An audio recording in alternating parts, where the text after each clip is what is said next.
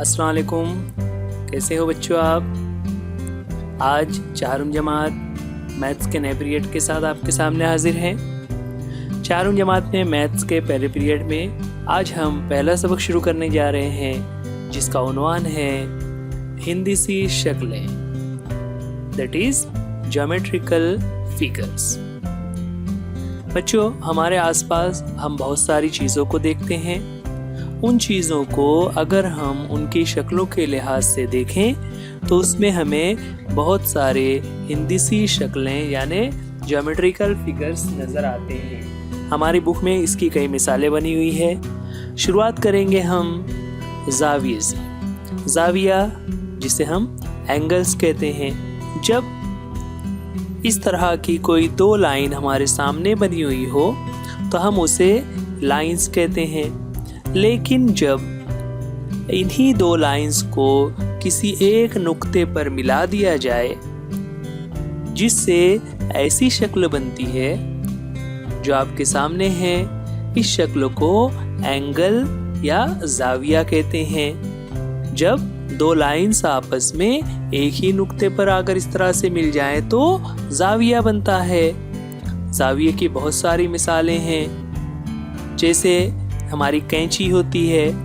कैंची में उसके दो सिरे होते हैं। दोनों सिरे जहाँ पर मिल रहे होते हैं वो एक ज़ाविया बनता है। इसी तरह और भी बहुत सारी चीज़ें हैं। जैसे यहाँ पर एक कुर्सी बनी हुई है। कुर्सी में कुर्सी पर बैठने वाला हिस्सा और टेक लगाने वाला हिस्सा, ये दोनों भी मिलकर एक एंगल बनाते हैं, एक ज़ाविया बनाते हैं। इसी तरह यहाँ पर एक हॉकी स्टिक दिखाई दे रही है। हॉकी स्टिक का नीचे का हिस्सा और उसका हैंडल, ये दोनों मिलकर ज़ाविया बनाते हैं। तो ऐसी बहुत सारी मिसालें हैं। अब इन ज़ावियों की अगर हम बात करें तो बच्चों आपको याद रखना है कि ज़ाविये तीन किस्म के हैं। ज़ाविये की पहली किस्म, ज़ाविया बनाने वाली दोनों लाइंस एक दूसरे से करीब करीब हो तो उनके दरमियान जो ज़ाविया बनता है वो ज़ाविया छोटा होता है। ऐसे ज़ाविये को हम हाददा ज़ाविया कहते हैं, जिसे इंग्लिश में हम एक्यूट एंगल कहेंगे। यही दो लाइंस जब इस तरह से मिलें कि दोनों के दरमियान बिल्कुल एक सीधा ज़ाविया बन रहा हो, जैसा कि यहाँ दरमियान में बन रहा है, तो इसे कायमा ज़ाविया कहते हैं। इंग्लिश में हम कहेंगे राइट एंगल।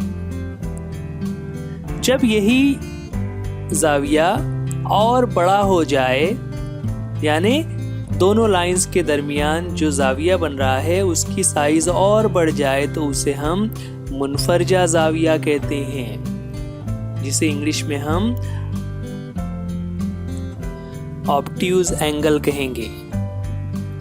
तो बच्चों, यहाँ पर ज़ाविये की तीन किस्में हैं: acute angle, right angle, obtuse angle, यानी हाददा ज़ाविया, कायमा ज़ाविया और मुनफरजा ज़ाविया।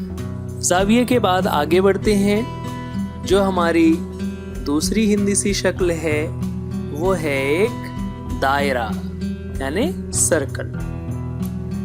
सर्कल और दायरा में आपको चार चीजें याद रखनी है।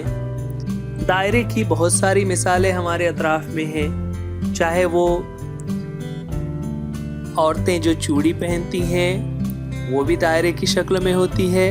इसी तरह हमारी साइकिल हो या कोई भी सवारी हो, उसमें जो व्हील्स यानी पहिए इस्तेमाल होते हैं वो भी दायरे की शक्ल में होते हैं ना। अब दायरे में आपको याद क्या रखना है? तो सबसे पहले दायरे के बिल्कुल बीचों बीच में एक मरकज होता है, जो यहाँ पर तस्वीर में दिखाया जा रहा है।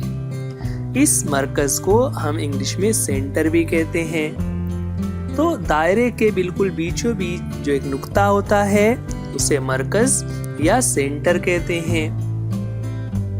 आगे बढ़े तो उसी मरकज से अगर हम दायरे की किनारे की लकीर पर एक लाइन इस तरह बनाते हैं जैसा कि यहाँ पर दिखाया जा रहा है, तो मरकज से दायरे की किनारे वाली लाइन पर जब एक लाइन इस तरह से खींची जाती है तो इस छोटी सी लाइन को निस्फ कुत्र या रेडियस कहते हैं।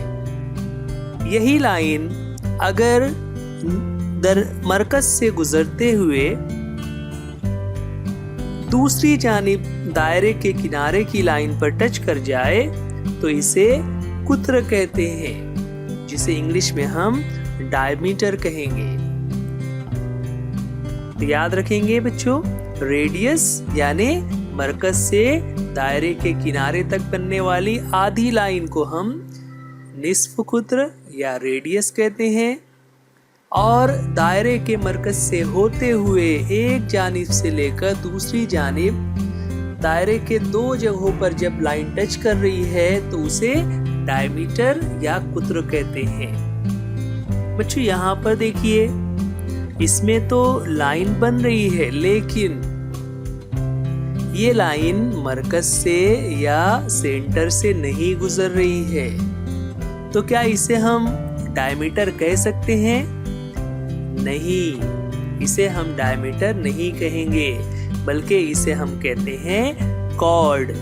उर्दू में इसे हम वित्र कहेंगे, यानी ऐसी लाइन जो दायरे को दो जगहों पर टच कर रही है लेकिन वो मरकज से नहीं गुजर रही, तो उसे हम कॉर्ड या वित्र कहते हैं।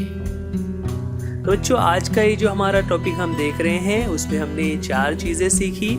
सबसे पहले हमने देखा कि उसमें एक सेंटर जो बिल्कुल दरमियानी नुक्ता होता है, उसके बाद एक निस्फ कुत्र जो मरकज से गुजरने वाला, मरकज से लेकर किनारे तक जो शक्ल बनती है, उसके बाद हमने वित्र देखा कि वित्र जो है मरकज से गुजरते हुए एक किनारे से दूसरे किनारे को टच करता है, और लास्ट में हमने वित्र देखा यानी कॉर्ड जो मरकज से नहीं गुजरता बल्कि सिर्फ दायरे को एक किनारे से दूसरे किनारे पर टच करता है।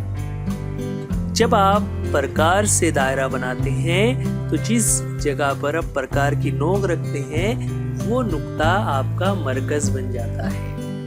बच्चों, ये आज का हमारा टॉपिक चल रहा है हिंदी सी शक्लें। इसमें और भी कुछ बातें हम सीखेंगे, लेकिन आज के लिए इतना ही। अल्लाह हाफिज।